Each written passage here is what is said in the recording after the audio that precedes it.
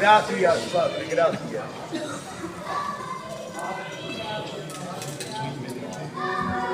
Aleluya.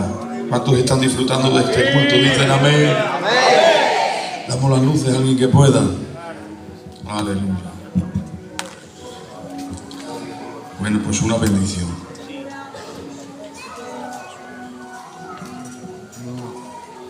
La verdad es que había escuchado hablar mucho de ustedes y tenía ganas de estar aquí. Tienen un local precioso, un ambiente precioso, un pastor bendecido, un coro bendecido. Es un lujo estar aquí.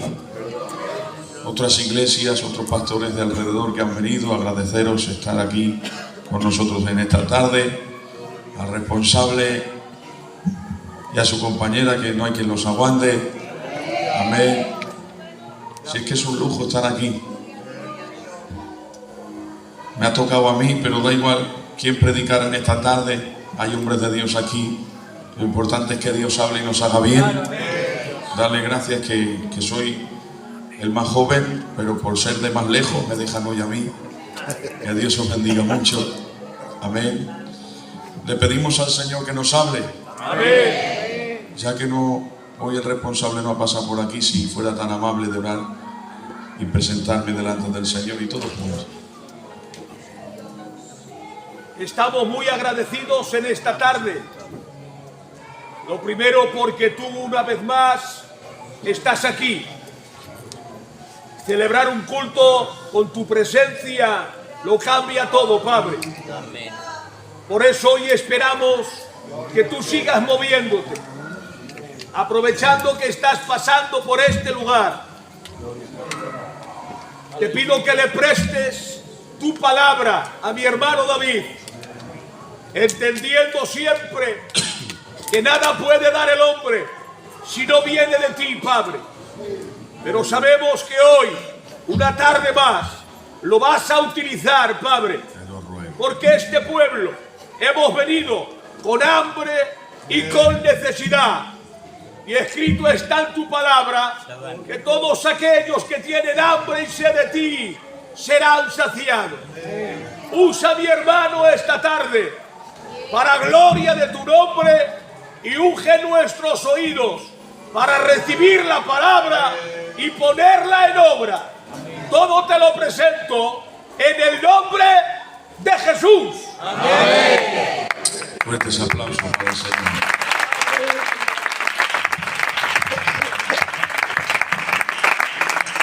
Aleluya. Vamos a leer la palabra. Quiero traerles un mensaje. Comienza de una manera un poquito seria, pero luego terminará de otra manera, pues sanándonos y restaurándonos. Amén.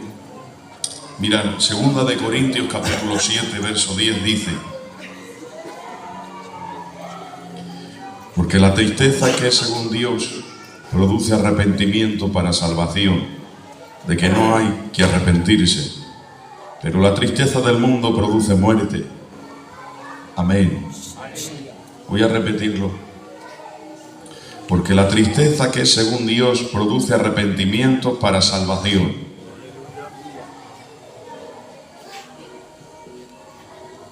De que no hay que arrepentirse, pero la tristeza del mundo produce muerte. Amén. Amén.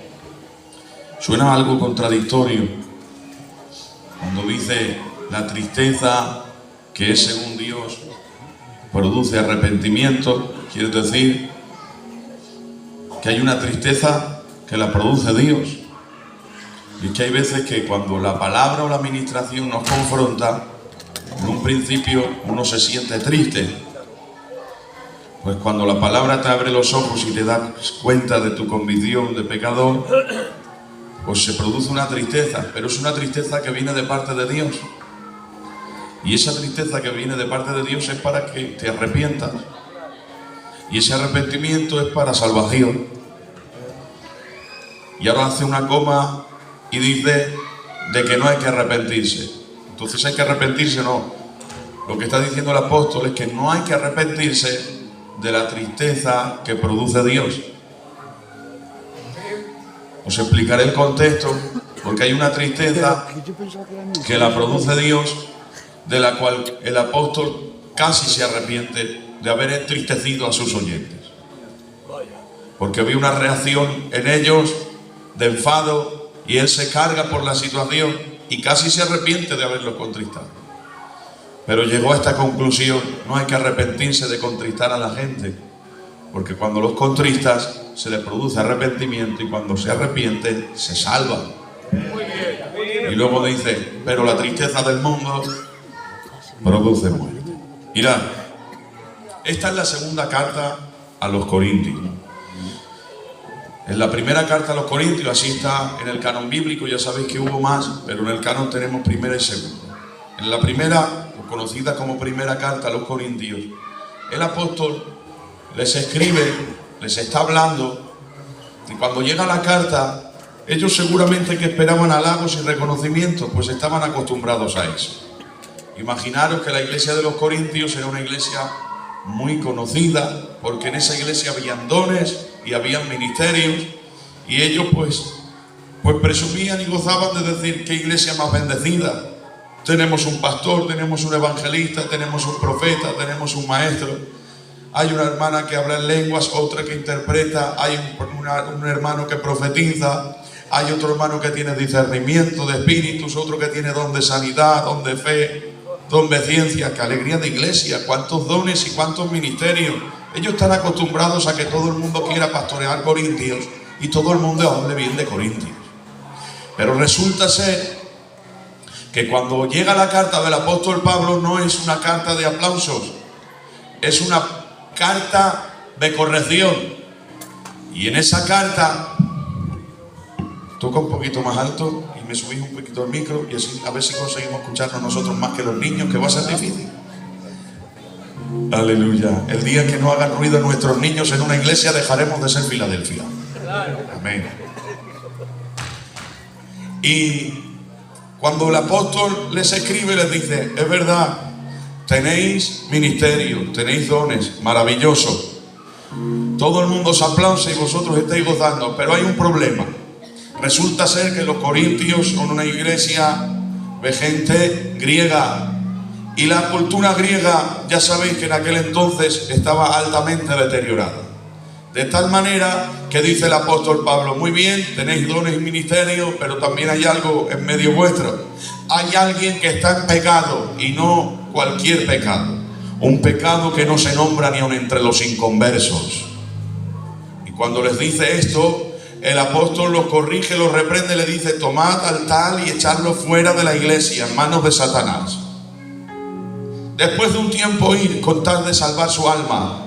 Pues la disciplina no era para destruir al que estaba practicando pecado. La disciplina era para corregir a aquel que estaba practicando pecado. Porque resulta ser que estaba en una práctica de pecado, por lo tanto estaba en condenación, y asistía a la iglesia, y quizás se va a pensar que es salvo y se va a calmar la conciencia por el hecho de asistir a una iglesia.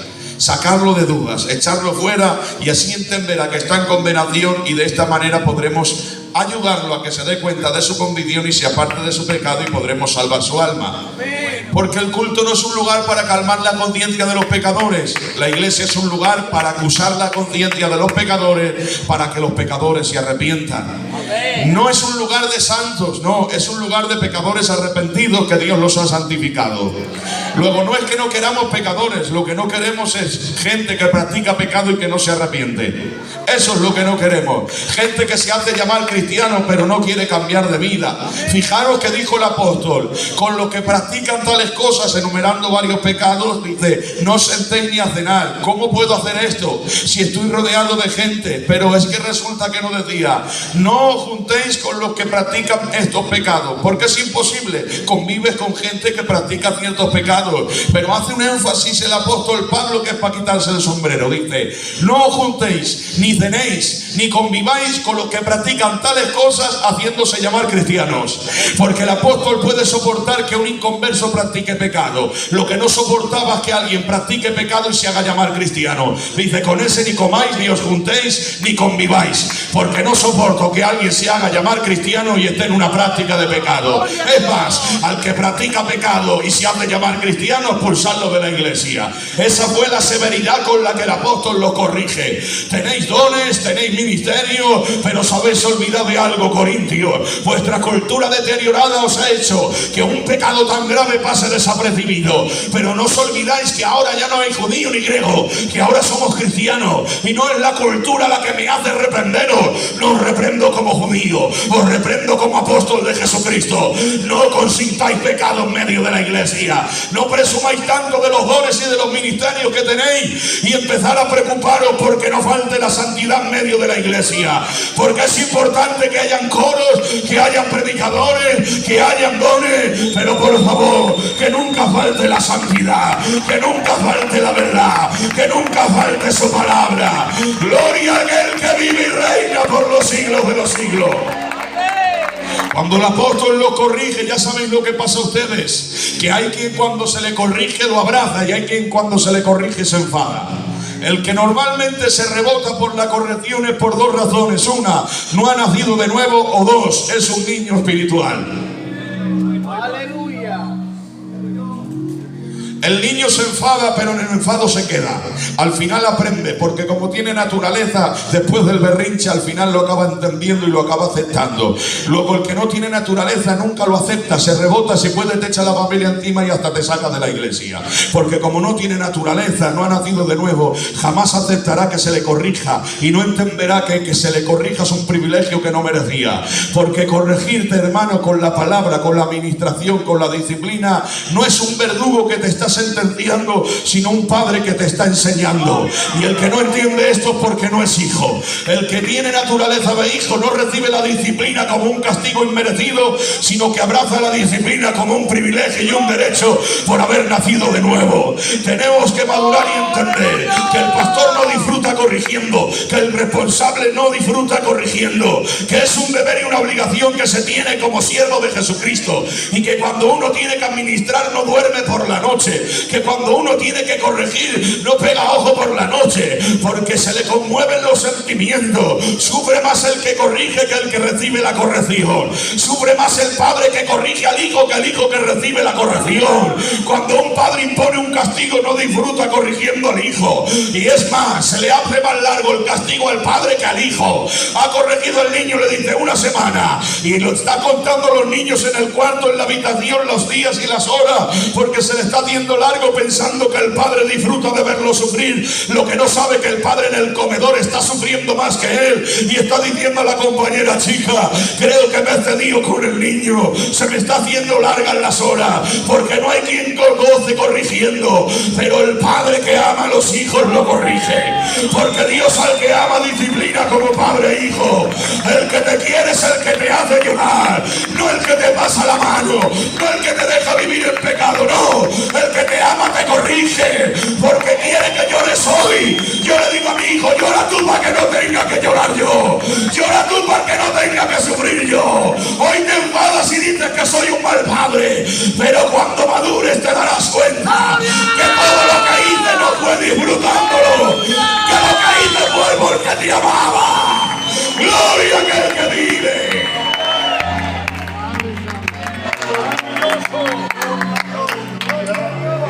Les voy a decir algo que veo que no hay quien nos aguante. Mirad, hay gente que no merece una disciplina, aunque lo que ha hecho sea disciplinable, porque no tiene el derecho de ser disciplinado por cuanto no es hijo. Aleluya. Porque yo no disciplino a los hijos de los demás, corrijo a los míos. Muy bien. Y hay veces que me encuentro en la obligación como pastor de disciplinar a alguien porque tiene el título de bautizado. Pero créanse lo que lo hago indignado y con dolor, porque aunque tiene el título de bautizado, en su comportamiento veo que no tiene naturaleza de hijo. Y hago, ¿qué cosa?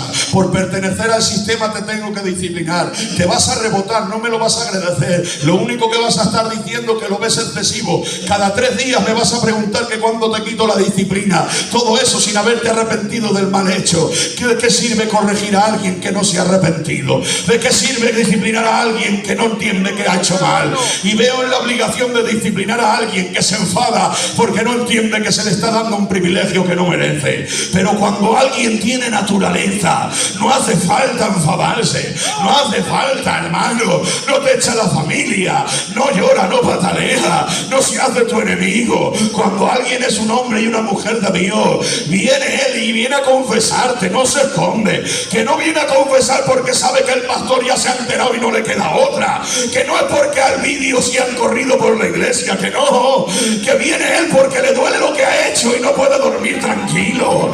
Viene y confiesa y no pregunta el tiempo ni cuándo le vas a devolver el cargo, que el cargo no le interesa, que lo que quiere es estar a cuentas con su pastor y su iglesia.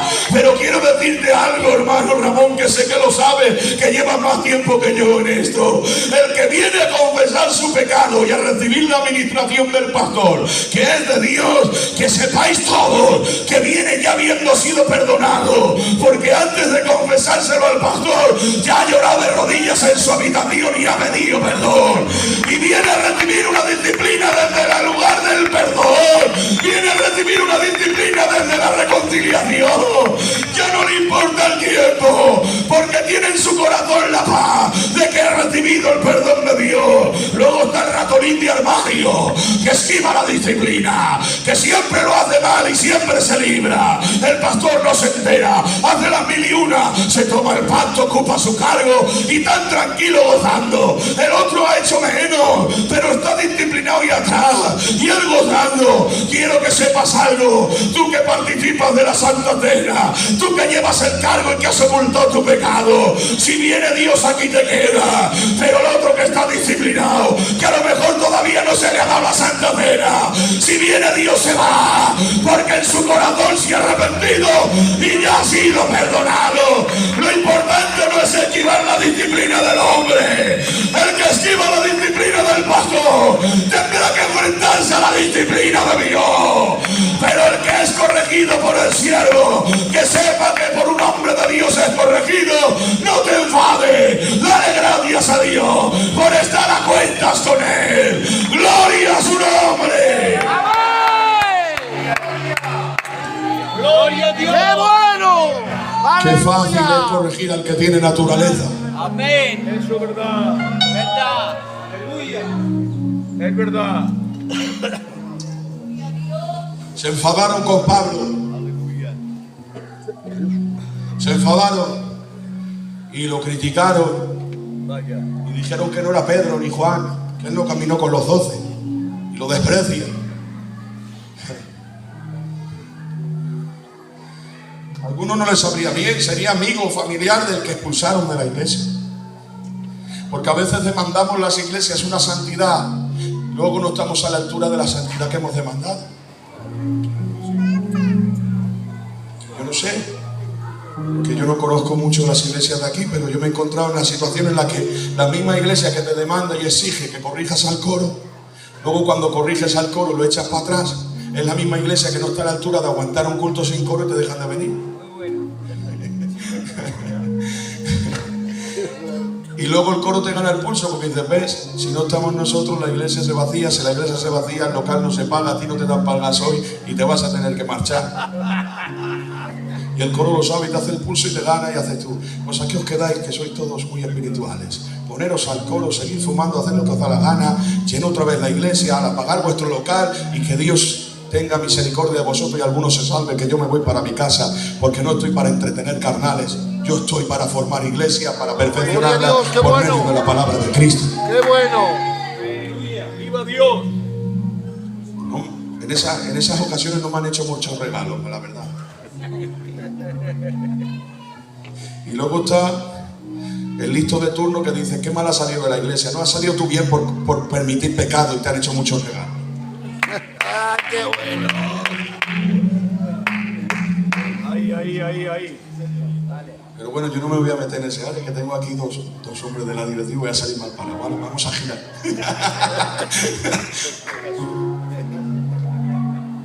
Va bien. cuando los corrige se enfadan. Y el apóstol, que es padre, se entera que se han enfadado. Y él no se enfada con ellos. ¿Qué va? Él se entristece y empieza a defender su ministerio. Que no soy como Pedro, como Juan, que yo también. Y empieza a defender su ministerio. Y el Señor encima lo tiene que corregir. ¿Qué haces? Envanecido. Pero está tribunal pensando en ellos. A lo mejor me he pasado. Esta era la sensación un poco de Pablo. A lo mejor me he pasado. A lo mejor no lo he hecho bien. Y se va a predicar a Macedonia. Dice, por fuera afligidos y por dentro estábamos llenos de temores. Dice, pero fuimos consolados como solamente Dios sabe consolar. ¿Y cómo han sido consolados? Les ha enviado a Tito a los corintios a predicarles. Tito está predicando a los corintios y Pablo tiene temor. Dice, a ver cómo me lo reciben. Porque como saben que lo envío yo, igual lo reciben de aquella manera. Igual no lo reciben con agrado porque están enfadados conmigo. Igual todavía están enfadados por la situación. Pero dice Pablo, estando en Macedonia lleno de temores, fuimos consolados como solamente Dios puede consolar. ¿Y qué ha pasado, Pablo? ¿Que te han traído abrigo y alimentos? No, no han sido comodidades carnales y humanas. Pues ¿cuál ha sido tu consuelo? Le ha enviado una carta a Tito y le dice, mira Pablo, que estaba allí en Corintio. ¿Y qué ha pasado? Dice, que me han recibido con mucho cariño. Me han atendido como me dijiste tú que me iban a atender. Y quiero decirte algo, Pablo, lo que les enviaste, aunque en un principio nos entristeció, ha producido en ellos arrepentimiento. Y que sepas que están intercediendo por tu ministerio y que te aman como siempre te han amado. Y cuando el apóstol le llega la noticia que aquellos que se enfadaron y se entristecieron se han corregido y se han arrepentido, dice, este fue el consuelo que recibí. El consuelo no fue aplausos ni reconocimiento. El consuelo que las almas se estaban arrepintiendo. Ese era el consuelo del apóstol. Y entonces tiene que escribir el apóstol y decir, la tristeza que según Dios produce arrepentimiento para vida. Y de eso no hay que arrepentirse. Claro, Pablo, casi te arrepientes de haberlos entristecido porque has visto que se han enfadado, pero al fin y al cabo tú eres un mandado. Es Dios el que te envió a corregirlo. Al final has tenido que ver el transcurso de los acontecimientos y viendo que todo ha resultado en arrepentimiento, tú mismo te has dado cuenta. No hay que arrepentirse de corregir, pues la tristeza que según Dios produce arrepentimiento a la vida, y la tristeza del mundo produce muerte. Y es mejor la tristeza de Dios que la del mundo. Es mejor que Dios te haga llorar a que te haga llorar el mundo, porque Dios te hace llorar para que te arrepientas. El mundo te hace llorar para humillarte y para que te aparte. A veces viene una voz que te dice, arrepiéntete, lo has hecho mal. Hay un Dios que te ama. Ese es el redarguir del Espíritu que redarguyó a Pedro para que se arrepintiera. Pero hay veces que viene la acusación y te dice, tú no vales para ser cristiano, deja de venir al culto. Es la acusación satánica del enemigo que llevó a Judas a quitarse la vida. Y Dios no quiere la muerte del impío. Dios lo que quiere es que el impío se arrepienta para perdón de pecado. El que oculta pecado no prosperará jamás, pero el que lo confiesa y se aparta alcanza misericordia. Apláudele fuerte, por favor.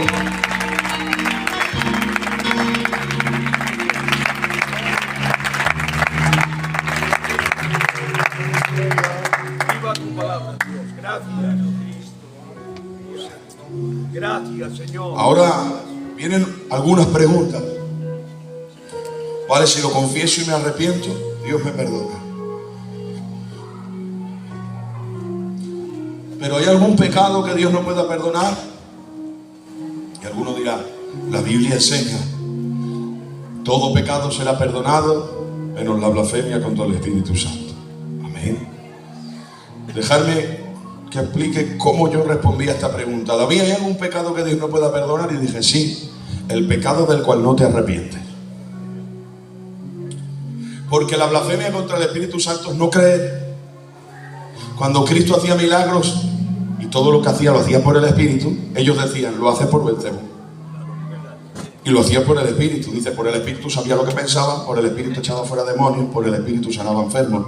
Pues Cristo vino como hombre, como Mesías y Salvador, y dijo, el Espíritu Santo está sobre mí por cuanto me ha ungido para. Y todo lo que hacía lo hacía por el Espíritu Santo.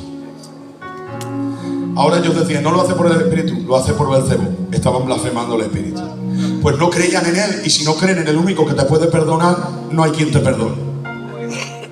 Esa es la explicación más sencilla. Por eso la blasfemia contra el Espíritu, queriendo decir, el Espíritu que te redarguye de arrepentimiento para que creas en Jesús. Jesús que te reconcilia con el Padre para que el Padre te pueda perdonar. Si tú no crees y rechazas la fe, rechazas al Espíritu, no crees en Él, no crees en Cristo, no hay nadie que te salve ni te perdone, porque no hay salvación fuera de Él. Luego hay otra pregunta. Pero hay pecados de muerte. Y ahora yo pregunto, ¿qué es un pecado de muerte? Y alguno se atreverá a decir, un pecado de muerte es un pecado muy escandaloso, muy grave, un pecado muy grande, el cual todos nos echemos manos en la cabeza. Pero eso no es un pecado de muerte. Eso es un pecado, pues eso, grande, que resuena, que nos escandaliza. Pero acordaros que el pecado de muerte no es un pecado grande, sino un pecado practicado conscientemente y sin arrepentimiento. Es decir, que si yo cometo un pecado que de mi punto de vista es leve, pero lo cometo diariamente, lo estoy practicando. Yo soy consciente de lo que estoy haciendo. Soy consciente de mi pecado, lo practico y no me arrepiento de él. Y el pecado practicado engendra y da luz, muerte. Luego alguien ha tenido una caída muy grande y yo he dicho, lo que ha hecho, eso es un pecado de muerte. Pero ha sido una caída. Se ha arrepentido, pagará las consecuencias de su caída y pagará una disciplina muy grande. Pero al fin y al cabo, al instante que cayó, se arrepintió y Dios lo perdonó. Yo lo señalo como pecado de muerte y digo, ese se condena. Y lo que no sé es que ese se ha arrepentido y Dios lo ha perdonado. Pero a mí Dios no me perdona, no porque no pueda, sino porque no me estoy arrepintiendo. Y luego yo estoy en condenación porque no ha sido una caída, sino que estoy en una práctica. Ay, Padre. Aleluya. Gloria a Dios. Pero como desde mi punto cultural o desde mi conciencia entenebrecida por mi pecado me pienso que lo mío es leve, yo me atrevo todos los días a mentir a una señora en el mercado para hacerle una venta, o me atrevo todos los días a echar una maldición al niño, o me atrevo todos los días a hacer un pecado que desde mi punto de vista al final es leve, nadie se entera, y como conservo mi estatus en medio de la iglesia me pienso que soy salvo. Lo que estoy viviendo es una vida de pecado oculto, practicado y sin arrepentimiento. Luego la práctica del pecado es lo que condena. De ahí que lo que dijo el apóstol, los que practican tales cosas y se hacen llamar cristianos, eso es lo que condenaba. Porque para Dios no es que uno sea más pecador de otro. ¿Por qué dice la Biblia? El que incumple un mandamiento, incumple toda la ley. Luego yo digo pecador grande, pecador pequeño. ¿Y sabes qué dice Dios? No dice ladrón, asesino, no dice pecadores. Todos somos pecadores, por cuanto todos pequemos, todos fuimos destituidos de la gloria del Padre. Y aunque hay galardones en el cielo y también hay pues grados de condenación, al final somos pecadores arrepentidos o pecadores que no se arrepienten. Y os lo voy a mostrar con la Biblia para que no me miréis así tan serio. Saúl ha sido enviado por Dios y le ha dicho el profeta, mira, vete y extermina a los de Amalek, no dejes a ninguno con vida, a ninguno, ni a los animales, a nadie. Se va Saúl, hace guerra, ya sabéis la historia, vuelve y deja con vida al ganado y al rey. Y le dice Dios al profeta, dile a Saúl que me ha desobedecido, que le quito el reino y que en su lugar voy a poner a uno mejor que él, conforme a mi corazón. Se marcha el profeta y le dice, Saúl, ¿qué has hecho? Y él votando, nada, pues lo que me dijo Jehová, he exterminado a los de Amalek, a los enemigos de Jehová. Y le hacen, ¿qué es ese sonido que escucho? Ese bramido de oveja. No, hombre, profeta, que es que he dejado a lo mejor para sacrificárselo a Jehová, que no era para sacrificárselo a Jehová, que era porque era un ganado hermoso y quería disfrazar su pecado de una obra santa. No solo no reconoce, sino que quiere aparentar lo que no es. Y ahora mirad la respuesta que le dice el profeta, que es tremenda. Como pecado de adivinación es la desobediencia, y como pecado de idolatría la obstinación. Lo traduzco. Le estaba diciendo, eres tan pecador como una divina y como una idólatra. Le estaba diciendo, no solo has desobedecido, sino que te obstinas. ¿Qué quiere decir? No te estás reconociendo tu pecado ni te estás arrepintiendo. Saúl se daba tono porque había exterminado terminado la adivinación. ¿Os acordáis que quiso buscar palabra de Jehová y no encontrándola buscó una divina y tuvo que irse a Endor? Y estando en Endor la divina no quería traerle palabra porque tenía miedo y dijo: no, que Saúl me mata, que has terminado la adivinación en medio del pueblo. ¿Os dais cuenta? Pero le dice: tú has terminado la adivinación y te das tono, pero como pecado de adivinación es la desobediencia. Le estaba diciendo: no te pienses que eres mejor que las adivinas, tú las has echado, pero tú eres un desobediente. En pocas palabras, eres tan pecador como ella. Y ahora Saúl, ¿qué hace? ¿Se arrepiente? No. Saúl le dice: vale, profeta, pero haz una cosa, hónrame delante del pueblo, hónrame delante de los ancianos. Y el profeta indignado se marcha, y cuando se marcha le coge del borde del manto y le arranca un pedazo y le dice: así arranca Jehová el reino de tus manos, se lo va a dar a uno mejor que tú conforme a su corazón. Y él no se preocupa, ni llora, ni se arrepiente. Le dice: pero hónrame delante de los ancianos. ¿Qué cosa? Has pecado, Dios te ha desechado y lo único que te preocupa es guardar las apariencias delante del pueblo. ¿De qué te sirve guardar las apariencias si Dios te ha aborrecido? ¿De qué te sirve que te aplaudan los hombres si Dios te ha desechado? Pero vamos a ver otra historia. Dice la Escritura que en los tiempos en que los reyes salían a la guerra, David se ha quedado en palacio, y estando en palacio con el debido respeto, ha mirado a una mujer que no era la suya y la ha codiciado, la ha tomado y ha pecado, y una vez ha pecado la devuelve a su hogar y dice: bueno, nadie se entera, soy el rey, puedo hacer lo que quiera. Pero ha pasado un tiempo y la mujer le hace llegar un mensaje a David: David, el pecado que hemos cometido en oculto va a salir manifiesto, pues estoy encinta y todo el mundo se va a dar cuenta, mi marido está en la guerra y van a sospechar. Y dice David: tengo que ocultar este pecado como lo sea. No se arrepiente, quiere ocultarlo. La peor opción es ocultarlo. Ya dice la Escritura: el que confiesa su pecado y se aparta, pero él lo quiere ocultar. Trae a Urías, lo saca de en medio de la batalla y se lo trae a casa. Y ya sabéis ustedes, lo sienta Urías y lo pone a comer con él. Y le dice: Urías, ¿cómo va la batalla? Pues ahí estamos luchando, lo estamos pasando mal, algunos caen en la batalla. Y hace: muy bien, Urías, te has ganado un descanso, eres un soldado valiente. Le regala los oídos y le dice: vete para tu casa, que te has ganado un descanso. ¿Con qué mala intención para ocultar su pecado? Y ahora dice la Biblia: Urías se quedó en la puerta del palacio a dormir con los sirvientes. Vaya, le llega la noticia a David que se ha ido para su casa. Dice: no, ha dormido con los sirvientes en la puerta de palacio. ¿Cómo puede ser? Lleva meses o años fuera de casa y no aprovecha la ocasión que le he dado de comer gloria bendita. ¿Quién no seguía a su casa? ¿Quién no seguía a descansar? Si le da una oportunidad de oro, pero él no quiere, se queda en la puerta. Lo llama de nuevo y esta vez, perdónenme los hábitos, lo he embriagado. Y hace: ahora sí, después que te he dado de comer y te he embriagado, ahora vas a perder esa dignidad que tienes y te vas a marchar para casa. Pero dice la Biblia: Urías nuevamente se quedó en la puerta de palacio a dormir con los sirvientes. Y digo yo: qué vergüenza. Tiene más dignidad el soldado, aunque lo ha embriagado, que el rey aún estando sereno. Porque lo de Urías fue una caída inducida por David y fue cosa de un día, pero lo de David era una condición que llevaba arrastrando de hace tiempo.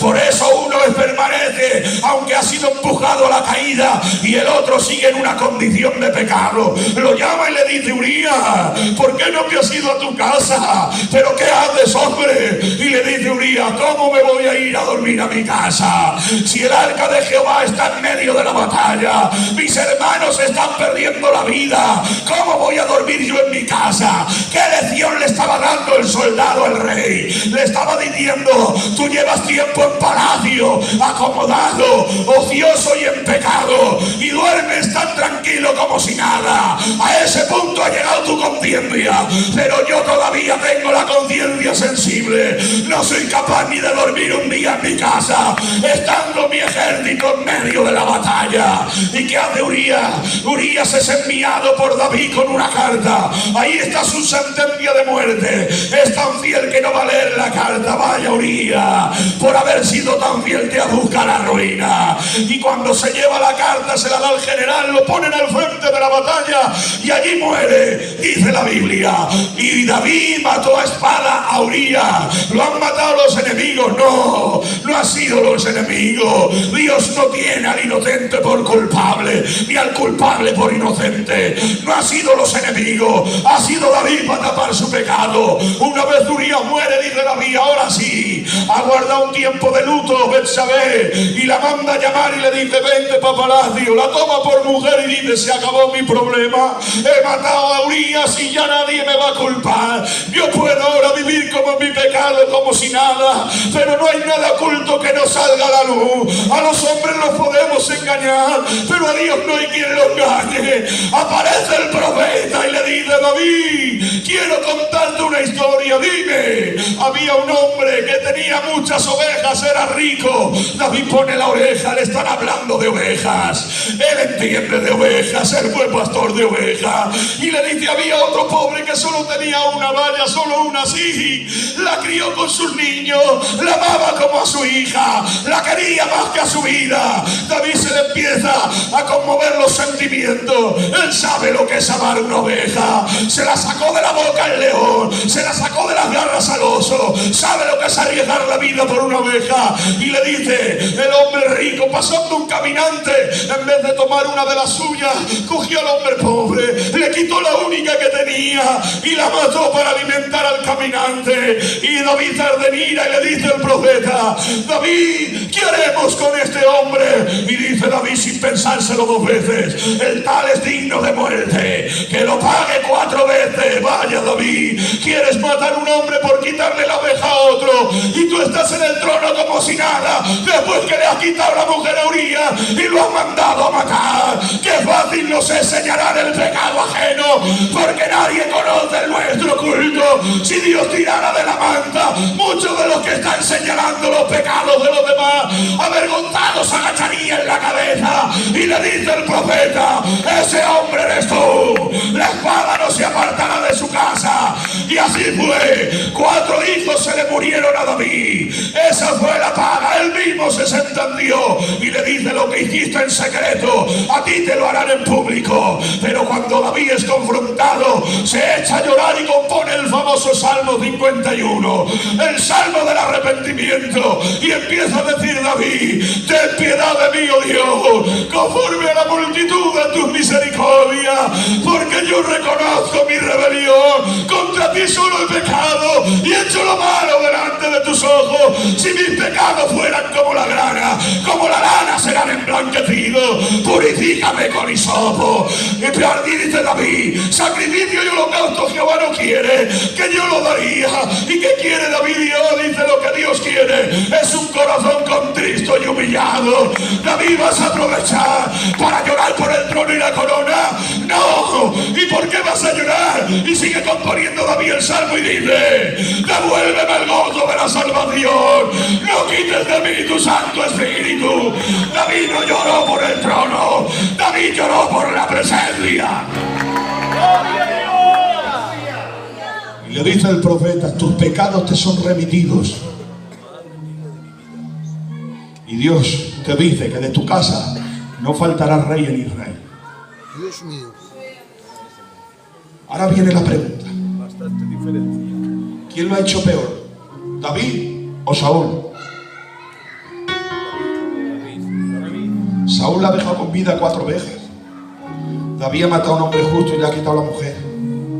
Pero a Saúl lo quita del trono y a David lo deja en el trono.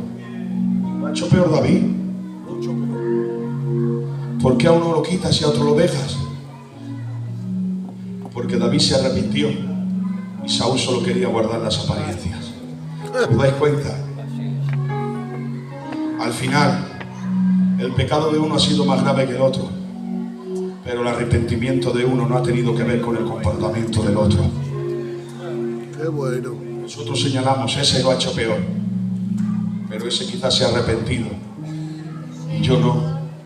Y para ser perdonado solo necesitas algo: reconocer tu pecado y arrepentirte de corazón. Aleluya. Lo importante es el arrepentimiento. Claro. ¿Os pensáis que David pasó de la noche a la mañana de matar a un gigante a matar a sus soldados? No fue así. Fue un deterioro de años, de tiempo, de dejadez. Lo que hace el dejar de orar, lo que hace el dejar la consagración, lo que hace el dejar la santidad. En el tiempo donde los reyes salían a la batalla, te has quedado en palacio, te has ido deteriorando. El que componía salmos ahora está pecando, pero no de la noche a la mañana. Mirad, Dios ha dicho que lo va a poner en el trono y que es conforme a su corazón. ¿Cómo puede ser que alguien conforme al corazón haga esto? Porque el mejor de nosotros, como se aleje de Dios, corre peligro.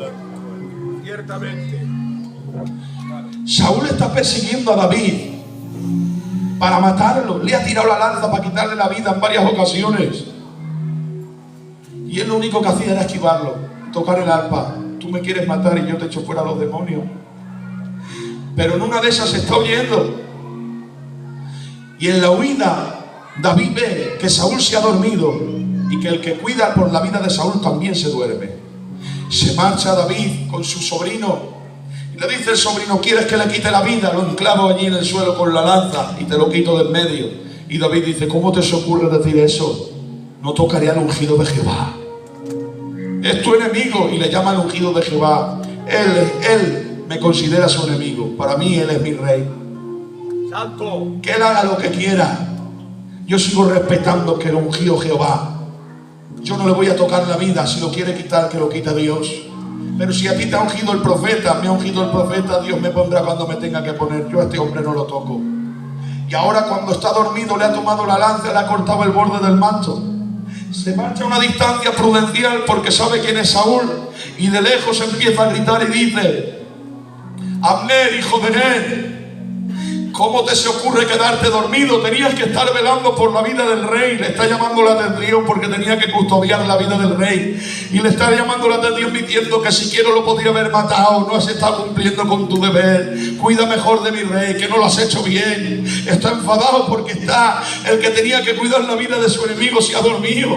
Y le dice: mira, Saúl. Saúl responde: David, ¿eres tu hijo mío? Sí, soy yo. Mira, ¿de quién es el borde de este manto? Y Saúl se da cuenta que le falta un cacho del manto. No es tuyo, mi rey. Sí. ¿De quién es esta lanza? Y dice: no es tuyo. Sí. Dice: mejor eres tú que yo, hijo mío. Dice: he tenido tu vida en mis manos, mi rey, y no he querido tocarte, para que veas que yo no tengo nada contigo. Saúl, avergonzado, se marcha. Y dice la Biblia: y a David le pesó en su corazón haberle cortado el borde del manto a Saúl. ¡Qué conciencia! ¡Qué sensibilidad tienes, David! Es tu enemigo, el que ha tirado 20 veces la lanza para matarte. Tú nunca has remetido contra él. Lo único que has hecho es cortarle un borde del manto. Si no has hecho nada. Pero teme tanto a Dios que le pesó en su corazón el haber cortado el borde del manto de su rey. Pero qué cosa, el mismo que le pesa en su corazón cortarle el borde del manto a su peor enemigo, es el mismo que es capaz de matar a su mejor soldado, quitarle la mujer y seguir en el trono como si nada pasara. ¿Qué ha pasado? Que cerca de Dios eres capaz de lo mejor, pero lejos de Dios eres capaz de lo peor. Acuérdate de esto. Si tienes dignidad como cristiano, si tienes santidad y temor, es porque vives cerca de Dios. A veces Dios me ha mostrado un poco de lo que sería sin él, porque he crecido en el evangelio. Me convertí con 9 años, con 13 me bauticé, con 18 empecé a predicar la palabra, con 23 empecé a pastorear, llevo 36 y aquí estoy en Asturias compartiendo la palabra. Y yo digo: ¿qué ha sido de tu vida? A veces me ha mostrado Dios lo que soy capaz de hacer, lo que sería de mí, lo que haría el mundo conmigo si yo me apartara. Y me he echado las manos a la cabeza y he tenido que darle gracias a Dios y decirle: si soy algo es porque estoy cerca de ti, porque como me aleje de ti sería el más pecador. ¡Gloria a su nombre! ¡Qué bueno eres, Padre! No permitas que nos alejemos de tu presencia, Señor. Claro que no.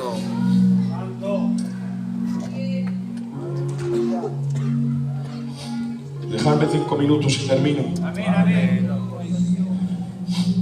La tristeza del mundo produce muerte, la tristeza de Dios produce arrepentimiento. Están en la conocida como última cena. Y el Señor ha dicho, uno de vosotros me va a entregar. Pedro dice, todos estos te negarán, pero yo no. No se conforma con decir, yo no te voy a negar. Tiene que tirar a los demás. Todos estos sí, pero yo no. Podría haber dicho, Señor, yo no te voy a negar. No, pero no se conforma, dice, todos estos sí, yo no. Para darte todo, tú no tienes que tirar a nadie. Estos no son formales, yo sí. Y ahora le hace una seña a Judas, a Juan, y le dice, pregúntale. Y le dice, Señor, ¿quién? Dice, el que yo le dé de mi plato. Coge el pan en su plato y se lo da a Judas. Y le dice a Judas, Judas, acompáñame ahora con un poquito más de alegría, ¿vale? Lo que tengas que hacer, hazlo ya. ¿Sabe Jesús lo que va a hacer? Lo va a vender por 30 monedas para ser crucificado. ¿Veis a Jesús huyendo? Podía decirle, Judas, ¿no te lo has pensado? Que llevas 3 años conmigo, que te he hecho apóstol, te he puesto de cajero, que sé que estás llorando y no te he pucabado, que como se entere Pedro aquí te deja, y como le diga a Pedro que eres tú el que me va a traicionar, sabes que siempre lleva la espada encima, que tengo con él una que no veas, que todavía tiene que aprender mucho, que como le diga a Pedro que eres tú, aquí te enclava. No le dice nada de eso. Jesús le dice, venga, lo que tengas que hacer, hazlo. Porque Jesús no le tenía miedo a la muerte, pero hay versículos que dicen, quisieron apedrearlo y Jesús salió huyendo. ¿Por qué salió huyendo? Porque lo querían apedrear simplemente porque no era el momento de morir ni la forma en la que debía de morir. No es que le tuviera miedo a la muerte, es que él decidía cuándo moría y de la forma en que moría. No voy a morir apedreado porque mi padre dijo que yo moría en una cruz. No voy a morir apedreado porque está profetizado que moriría en un madero. Ni tampoco es el tiempo porque todavía tengo que sanar enfermos, hacer milagros y predicar la palabra. Cuando yo haya terminado mi ministerio, entonces sí, llegará el momento de morir, y en ese momento no iré, sino que yo mismo voy a coger al que me va a entregar y le voy a dar prisa. Ahora sí, venga, que ha llegado el momento, date prisa. Como diciendo, tengo que abrazar mi destino, quiero hacer la voluntad de mi Padre. Le está dando prisa para que lo venda, para llegar a la cruz. ¿Qué cosa? Se va Judas a venderlo, y ahora Jesús se queda con los 11. Dame un poquito de voz. Y le dice a los 11, ahora que estoy con los míos, que se me ha marchado el que me había de entregar, quiero aprovechar mis últimos momentos. ¿Y cómo lo vas a hacer? De la mejor manera. Me quedan unas horas de vida y no quiero desaprovecharla. Quiero aprovecharla orando con vosotros en un ratito de comunión. ¿Y a dónde vamos? ¿A dónde vamos? Pues donde voy siempre, para que me encuentre Judas, que si cambio la ubicación igual no me encuentra, y quiero que me encuentre. Me voy al Monte de los Olivos. En el Monte de los Olivos se pone a orar, se va sola. Estoy orando con vosotros y me la gozo porque soy mi discípulo, pero perdonadme, necesito un ratico de intimidad con mi Padre, ¿vale? Se marcha a una distancia como de tiro de piedra, y ahí sí, donde siempre está sereno, donde siempre está fuerte, donde nunca muestra debilidad ante el Padre, dice. Y cuanto más grande sea su agonía, más intensamente él oraba, porque cuando peor lo estés pasando, más tienes que orar, y con más fuerza, que nunca mengue la oración. Al contrario, cuanto más aflijan tu vida, cuanto más aflijan tu alma, más intensamente tienes que orar. Dice la Biblia, se marchan los discípulos y los ve durmiendo. ¿Qué hacéis aquí? No habéis podido orar conmigo ni una hora. Orad y velad para no entrar en tentación. Se marcha de nuevo, sigue orando, está sudando como grandes gotas de sangre. Si quiere, pasa de mí esta copa, pero no se haga mi voluntad, que se haga la tuya. El Padre guarda silencio, le envía un ángel y lo fortalece. No te voy a librar de la cruz, pero te voy a fortalecer para que puedas llegar a la cruz. A veces Dios no te libra, pero Dios te fortalece para que pases por donde tienes que pasar. Se seca el sudor como grandes gotas de sangre. Que no me vean así, que mis discípulos no quiero que me vean así. Ante mi Padre sí, ante mi Padre sudo sangre, pero ante mis discípulos, ante mis pequeños, si me ven a mí así se van a tribular. No quiero mostrarme así. Se seca su sudor, se marcha donde sus discípulos y les dice, la hora ha llegado. Ve a Judas venir de lejos con una turba de gente con palos y antorchas, y lejos de salir huyendo dice, ¡hey! ¿A quién buscáis? Y ellos dicen a Jesús, sin pensárselo 2 veces, dice, yo soy. ¿Con qué autoridad lo ha dicho?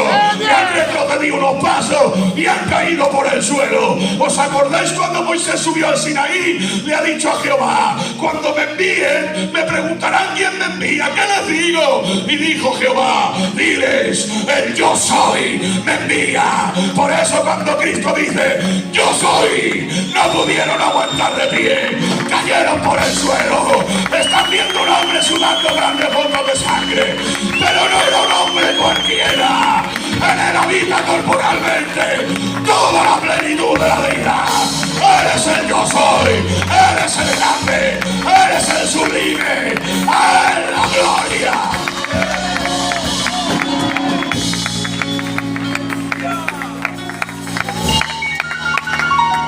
¡Qué bueno, Padre! ¡Gloria a Dios! Yo soy. ¿Ya ha quedado claro quién soy? Ya está todo atado. Me vais a aprender y a llevar a la cruz, ¿no? Pues bueno, ya que me he asegurado de eso, esperad un segundo que tengo una conversación pendiente con este. Amigo, ¿a qué vienes? ¿Cómo que a qué vienes? Si me has mandado tú. Si me has dicho hace un rato, vete a venderme. Lo que tengas que hacer, hazlo. Sabes que te acabo de vender por 30 monedas de plata y que vengo a entregarte. ¿Por qué me preguntas? Que no, hombre, que ya sé la respuesta. Que lo que quería es que me escucharas decirte: amigo. ¡Qué bueno! Que ya sé a lo que vienes, pero aunque sé que me acabas de traicionar y de una forma ruin me acabas de vender por 30 monedas, aún te sigo considerando mi amigo. Amigo. ¿Cómo que amigo? Si te ha vendido, si caminó contigo, le diste la ofrenda, comía de tu plato y te ha vendido, ¿cómo le llamas amigo? Hay gente que me llama amigo porque no sabe las veces que lo he criticado. Hay gente que me llama amigo porque no sabe las veces que he caído y he tropezado. Ni los pensamientos más ocultos ni los sentimientos más ocultos que han habido en mí a lo largo de mi vida. Porque si supieran todas las veces que he tropezado y he caído, a lo mejor no me llamaban amigo. Se escandalizaban, se echaban manos a la cabeza y dirían: yo pensaba que el David era más santo. Pero es injusto que piensen así de mí, se echen manos a la cabeza. Porque si yo supiera las veces que ellos han caído y han pecado, seguramente que yo también me escandalizaría de todos los pensamientos y de todos los sentimientos que han tenido a lo largo de su vida. Así somos el hombre. Pero conozco a uno que te conoce en lo más profundo de tu ser. Sabe las veces que has caído, que has tropezado, que has pecado, las veces que lo intentaste y no pudiste, porque Dios no solo juzga los hechos, también juzga las intenciones.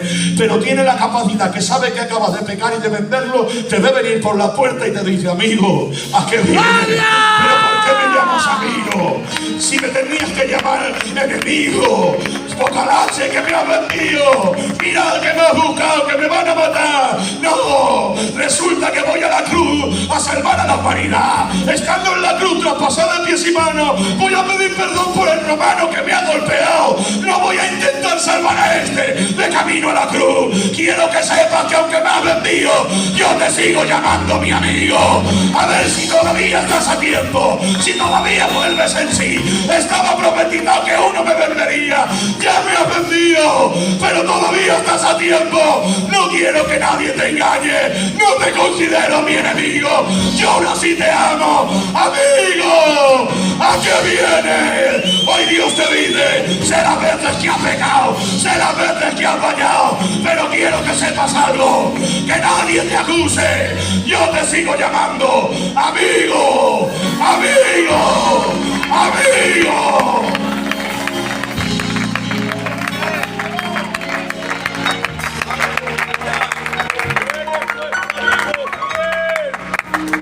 Pero no aprovechó la oportunidad y, acosado por el enemigo, la tristeza del mundo, lo mató. Vaya. Pero vemos en escena también a un tal Pedro, que ha dicho: todos te negarán menos yo. Y Jesús le ha dicho: antes que el gallo cante 3 veces me habrás negado. Y ya sabéis la historia. En el patio de Cafas lo ha negado y ha jurado y perjurado que no le conocía. Una mujer le dice: sí, hablas como ellos, que no lo conozco. Y cuando por fin lo niega 3 veces, canta el gallo. Y cuando canta el gallo, recuerda las palabras de Jesús y avergonzado se marcha. No ha estado a los pies de la cruz como Juan. Se ha marchado, ve que Cristo ha muerto. Y se marcha y vuelve a la vida que llevaba. Porque si nos apartamos, volveremos a ser quien éramos. se va a pescar. Estando pescando, Jesús ya sabéis que ha resucitado y dice: llamadme a mis discípulos y también llamarme a Pedro. Quizás es que si dice llamar a mis discípulos, Pedro no hubiera sentido que él entraba en el grupo de los discípulos. Y se asegura a Jesús y a Pedro también. Sabe que la acusación se lo come. Y cuando va a la orilla de la playa y Pedro está pescando, Jesús le llama: Pedro, ven. Cuando escucha la voz de Jesús no se lo puede creer. Se ha ceñido sus vestiduras, se ha tenido al agua y ha empezado a nadar en dirección a Jesús. Jesús preparándole algo de comer. Y él pensaría, digo yo, de camino a Jesús, me va a llamar la atención, si es que me está bien. Porque es que él me dijo que todos nos escandalizaríamos y yo le dije que todos menos yo. Y al final he jurado y perjurado que no le conocía. Lo he hecho peor que nadie. El único que lo ha hecho peor que yo ha sido Judas. Los demás han salido huyendo, pero por lo menos no le ha negado. Y Juan, como siempre, ha estado a su lado en la cruz. Seguro que viene a pedirme la carta. Me va a decir: tú no predicas más, eres un Genares, no tienes formalidad. Pero cuando llega a la orilla, Jesús está ahí y lo mira con esos ojos de amor, con esos ojos que te traspasan el alma, con esa mirada que te tiene misericordia y tú no sabes el por qué, con esas veces que has venido al culto diciendo: lo he hecho tan mal que hoy no quiero que me manden a orar, ni a cantar, ni a predicar, me voy a sentar en la última fila, voy a agachar mi cabeza para que el pastor no me haga orar en voz alta, porque me da vergüenza, qué mal lo he hecho. Y ese día Dios te castiga derramando su misericordia sobre ti, abrazándote y recordándote que todavía te ama. Le ha dicho a Pedro: Pedro, ¿me amas? ¿Cómo? Que ya estaba yo con la carta aquí para entregártela. No, Pedro, esa no es la pregunta. Pedro, ¿me amas? Que no vienes a avergonzarme, yo no actúo así. El hombre te recuerda tu pecado, te avergüenza, te señala. No te das cuenta, Pedro, que te has decepcionado a ti, pero a mí no, porque tú no esperabas tu caída, pero yo sí. Vengo a restaurarte, una por tu pecado y otra por tu decepción, porque cuando prometes y no cumples, no me decepcionas a mí, te decepcionas a ti mismo y me estás complicando más el trabajo, porque no solo tengo que perdonarte, ahora tengo que restaurarte la moral, porque está por los suelos, porque tú te pensabas que dabas más de sí, pero yo sabía hasta dónde llegaba. Pero no vengo a acusarte porque no esperaba más de ti de lo que puedas dar. No me interesa que hayas tropezado, que no hayas estado a la altura. Tengo algo más importante que preguntarte. ¿Cuál es? La pregunta es: Pedro, ¿me amas? ¿Qué dice, Señor? Que lo único que me interesa es eso. Si todavía me sigues amando a pesar de que has caído, que si todavía me sigues amando aunque has tropezado. Y dice: sí, Señor, te amo. Y hace: pues pastorea mis ovejas. ¿Cómo? Si yo venía a entregarte la carta, te has equivocado conmigo. Yo no soy alguien que fulmina, yo soy alguien que restaura. ¿Me amas? Pues sí, Señor. Pues cuida de mis corderos. Vaya, yo esperaba que me ibas a quitar la carta. Me dijo el loro predicando y dice: y me mandas a pastorear. Y ahora por tercera vez dice: Pedro, ¿me amas? Y ahora parece que Pedro se da cuenta. 3 veces me está preguntando: ¿por qué 3 veces, Señor? Es que hablas mucho, Pedro, y tienes que aprender que no está en hablar, porque me dijiste que no me negarías y me has negado. Ahora me estás diciendo que me amas, demuéstramelo, ponlo por obra y cuida de mi rebaño. No se trata de dichos, se trata de hechos. Avergonzado Pedro agacha la cabeza y le dice: Señor, tú sabes que te amo. Ahora sí, Pedro, ahora lo has entendido. No se trata de hablar a la ligera, se trata de hablar con hechos. Pero ¿por qué me preguntas 3 veces? ¿Me has querido recordar mi caída? ¿Me quieres humillar? ¿Me quieres avergonzar? No, Pedro, te equivocas conmigo. Resulta ser que en la escritura quedará plasmado que me negaste 3 veces, pero quiero que en Mieres se predique que también 3 veces me dijiste que me amabas, porque para mí es más importante las veces que me has arrepentido, las veces que me has dicho que me amabas, que las veces que has tropezado y has caído. Hoy Dios no viene a recordarte tu pecado, hoy Dios tiene una pregunta más importante: ¿vienes? ¿Me amas?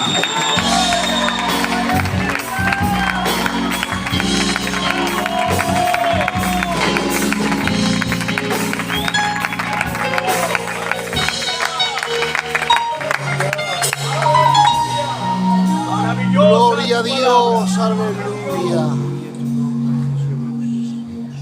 Que ya lo sé, Pedrito, que te sientes mal sin enterizarte. Vente para darte el golpe.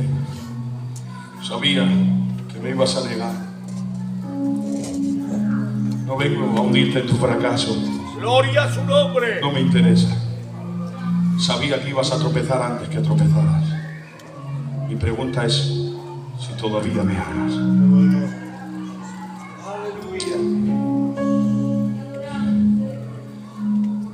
Porque ahora es el Pedro que me ha negado, pero mañana vas a ser el Pedro que con las sombras sane a los enfermos. Tú ahora quieres abandonar porque te piensas que tú no vales para esto, pero yo sé que mañana vas a predicar un mensaje y se van a convertir 5.000. Vas a predicar otro mensaje y se van a convertir 3.000 más. Pero luego vas a predicar otro mensaje y esa vez no te van a aplaudir, te van a golpear y aún así tú vas a seguir predicando. Eres aquel que ha huido porque tenía miedo, pero que va a madurar y va a ser capaz de morir por esta causa. Dice la historia que al final de los días de Pedro quisieron matarlo crucificándole. Dijo Pedro, por favor, no. ¿Tienes miedo? Dice, no, que yo no merezco morir como murió mi maestro.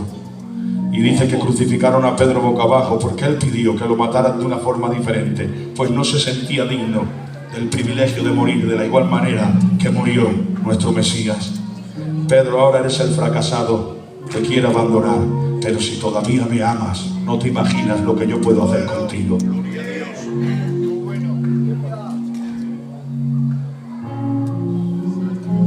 Amigo, ¿a qué vienes? Gloria a Dios. Le besó la mejilla y dice, con un beso entregas al Hijo del Hombre. No venimos a besarte la mejilla para entregarte y seguir viviendo como queramos. Venimos humillados reconociendo que somos pecadores, que sin ti no podemos vivir. ¿Quieres decírselo en esta tarde? Amén. ¿Vienes? Díselo al Señor, ¿me amas? Te amo, Jesús. Te amo, Señor, te amo. Te amo tanto. Te amo, Señor, te amo. ¿Cómo no voy a amarte, Dios mío, Te amo. Gloria a tu nombre, Dios. Por favor, un minuto adorando al Señor. Amén. Aleluya. Por favor, cierra tus ojos. Qué bonita. Como soy, pero viene y su mirada vuelve a sorprenderme y vienes a buscarme a mí. Solo en tus brazos soy feliz.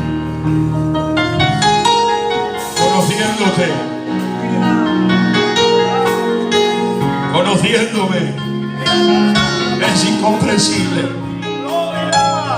Te conoce. Otra vez, por favor. Y conociéndome.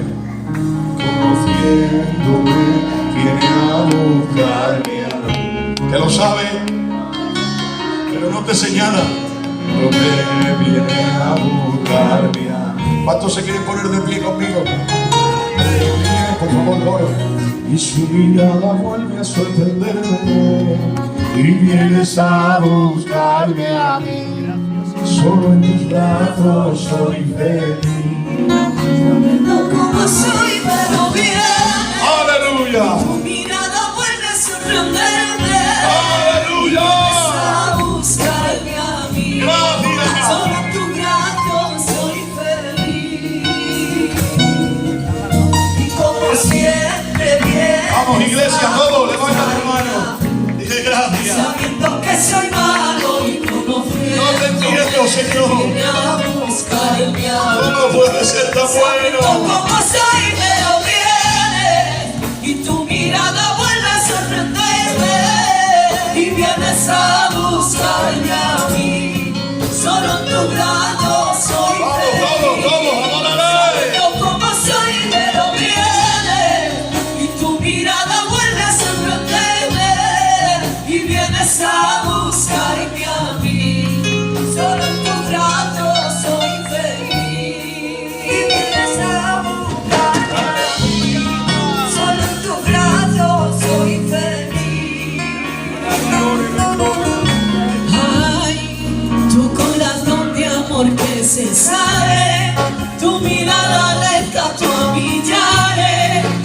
sus espaldas mueren por mí.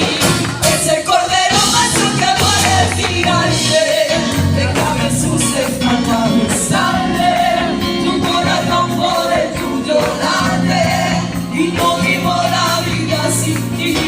Ese cordero manso que muere gigante, déjame sus espaldas besarle, mi corazón por el tuyo late, y no vivo la vida sin ti.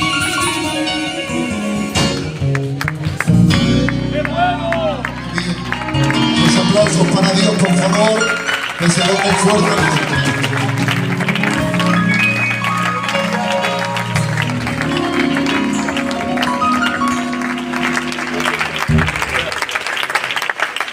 Gloria a su palabra. Maravilloso. Bendito sea el nombre del Señor. Indudablemente, la gloria de Dios y la manifestación del Espíritu Santo a través de su palabra ha estado aquí en esta tarde. Que Dios bendiga a su siervo. Y que Dios bendiga esta santa y hermosa palabra en la boca de su siervo, que tanto bien nos ha hecho. ¿A cuánto les ha hecho bien la palabra? Sana doctrina. Gloria al Señor. Sana doctrina. Que Dios bendiga a nuestro hermano David. Que Dios bendiga a Yolanda. Maravilloso. Y que Dios bendiga a todos los que aquí nos encontramos en esta tarde. Y le damos gracias a Dios por este tiempo tan bendecido.